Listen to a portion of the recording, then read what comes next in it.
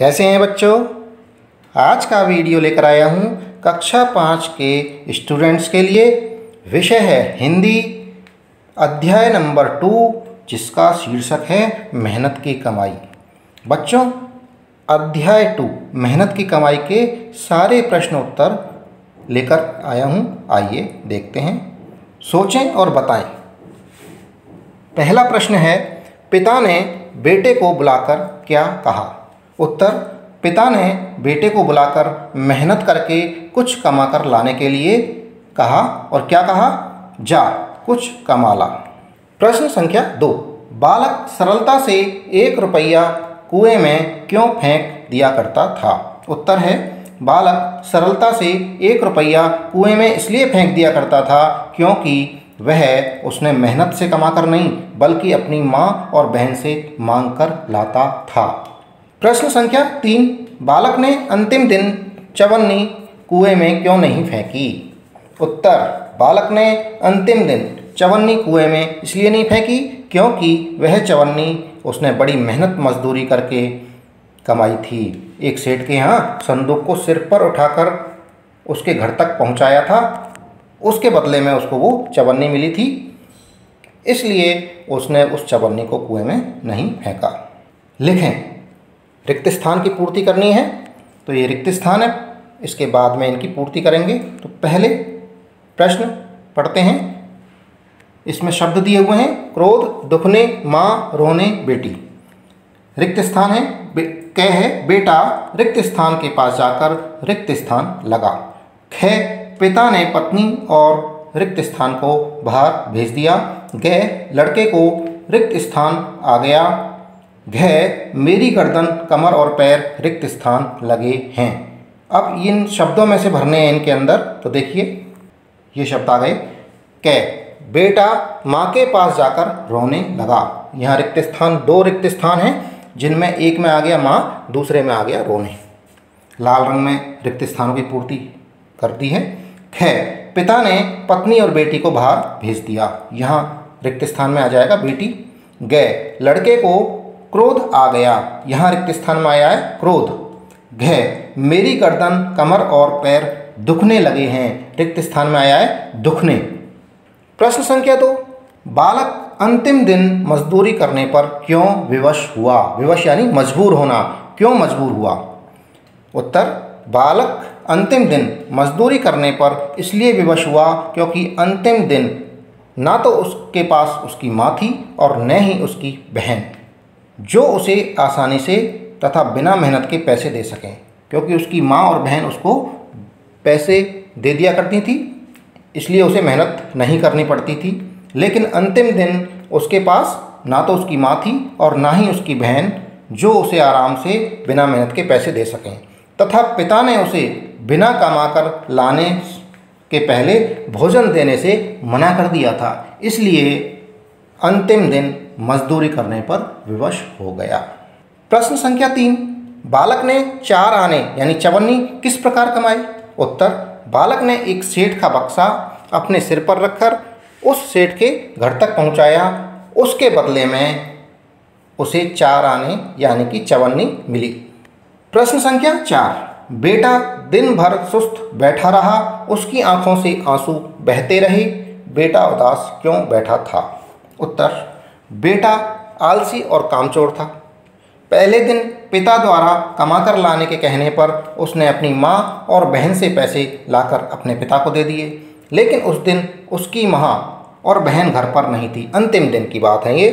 अंतिम दिन उसकी माँ और बहन घर पर नहीं थी, जिससे उसे पैसे नहीं मिले, न ही भोजन मिला, क्योंकि पिता ने उसको भोजन नहीं दिया, तथा उसकी सुध लेने वाला कोई नहीं था। मेहनत करके कमाना जानता नहीं था। इन सब कारणों से बेटा उदास बैठा था। प्रश्न संख्या 5, सेठ की सूझबूझ ने बालक का जीवन बदल दिया, कैसे? समझाइए। उत्तर, सेठ जानता था कि उसका बेटा आलसी और कामचोर था, उसे मेहनत का सबक सिखाना जरूरी था। अतः उसने पहले दिन अपने बेटे को मेहनत करके कमाकर लाने को कहा, तो बालक मेहनत करने की बजाय अपनी माँ और बहन से पैसे मांग कर ले आया, तथा सेठ के कहने पर उन पैसों को आसानी से कुएं में फेंक दिया। कुएं में क्यों फेंक दिया? क्योंकि उसे मेहनत से कमा कर नहीं लाया था, आराम से उसको पैसे मिल गए थे, उन पैसों का उसके पास कोई मोल नहीं था, इसलिए उसने उन पैसों को कुएं में फेंक दिया। परंतु जब उसने मेहनत से 4 आने कमाए, जब चवन्नी कमाई और सेठ ने उसे कुएं में फेंकने से कहा, तो उसने उन 4 आने को फेंकने से मना कर दिया। क्यों? क्योंकि बड़ी मेहनत से उसको वो 25 पैसे चवन्नी मिली थी। अब वह मेहनत करके कमाना सीख चुका था। इस प्रकार सेठ की सूझबूझ ने बालक का जीवन बदल दिया। प्रश्न संख्या 6, अनुभवी पिता ने पत्नी और बेटी को बाहर क्यों भेजा होगा, बताओ। उत्तर, पहले दिन जब पिता ने बेटे को कमाकर लाने को कहा तो वह मेहनत करके कमाकर पैसे लाने की बजाय अपनी माँ और बहन से पैसे मांग कर ले आया। तब अनुभवी पिता समझ गया कि जब तक पत्नी और बेटी घर पर हैं, बेटा मेहनत से कमाकर लाने की बजाय किसी न किसी बहाने से अपनी माँ और बहन से पैसे मांगकर ले आएगा और इस प्रकार वह मेहनत करके कमाना कभी भी नहीं सीख पाएगा। इसलिए अनुभवी पिता ने पत्नी और बेटी को बाहर भेजा होगा। प्रश्न संख्या 7, बेटे की गर्दन, कमर और पैर क्यों दुखने लगे थे? उत्तर, बेटे ने पैसे कमाने के लिए एक सेठ का संदूक सिर पर रखकर उसके घर तक पहुंचाया था, जिसके कारण वह थक कर चूर हो गया और उसके पैर कांपने लगे और गर्दन और पीठ में भयंकर दर्द होने लगा। तो संदूक सिर पर रखकर उसने उस सेठ के घर पहुंचाया था, इस वजह से बेटे की गर्दन, कमर और पैर दुखने लगे थे। भाषा की बात में है पहला प्रश्न, पाठ में आए निम्नलिखित शब्दों के विपरीत अर्थ वाले शब्द लिखने हैं। तो 4 शब्द हैं, दुख, जल्दी, रात्रि और जीवन। इनके विपरीत अर्थ वाले शब्द देखिए। दुख का सुख, जल्दी का देर, रात्रि का दिवस, जीवन का मृत्यु, ये हैं इनके सबके विपरीत शब्द। प्रश्न संख्या 2, नीचे दिए गए शब्दों का वाक्य में प्रयोग करें।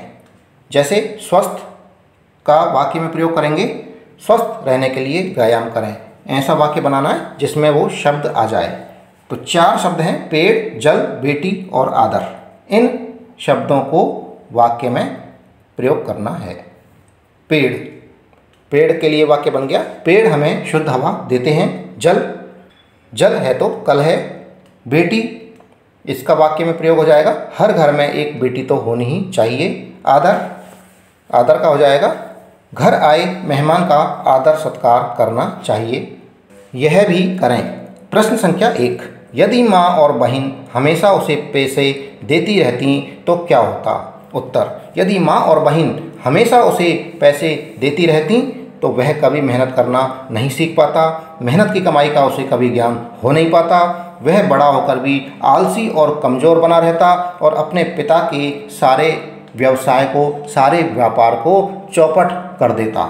प्रश्न संख्या 2, पिता ने अपना सारा व्यापार लड़के के हवाले क्यों किया होगा? उत्तर, पिता जानता था कि उसका बेटा आलसी और कामचोर है। जब उसने देखा कि बेटा मेहनत करके कमाना सीख गया है, मेहनत करना सीख गया है और उसे मेहनत का महत्व पता लग चुका है तथा मेहनत करके उसके व्यापार को वह और आगे बढ़ा सकता है, इतना विश्वास होने पर पिता ने अपना सारा व्यापार लड़के के हवाले किया होगा। दोस्तों, इसी के साथ में ये वीडियो समाप्त हुआ। जो चैनल पर नए हैं वो चैनल को सब्सक्राइब ज़रूर कर लें। वीडियो पसंद आ रहा है तो वीडियो को लाइक भी ज़रूर कर लें। धन्यवाद, थैंक यू।